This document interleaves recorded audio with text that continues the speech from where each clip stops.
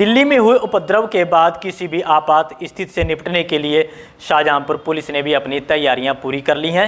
इसी के चलते पुलिस ने दंगे से निपटने के लिए मॉक ड्रिल की, जिसमें पुलिसकर्मियों ने फायरिंग और आंसू गैस के गोले दागने की रिहर्सल भी की।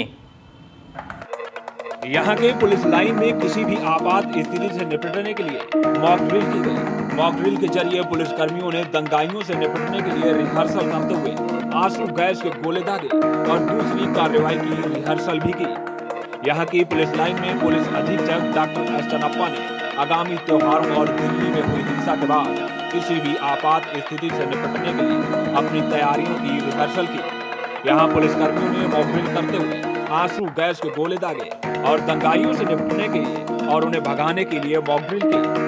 साथ ही दंगे से निपटने के लिए पुलिस अधिकारियों ने पुलिसकर्मियों को दिशा निर्देश भी दिए।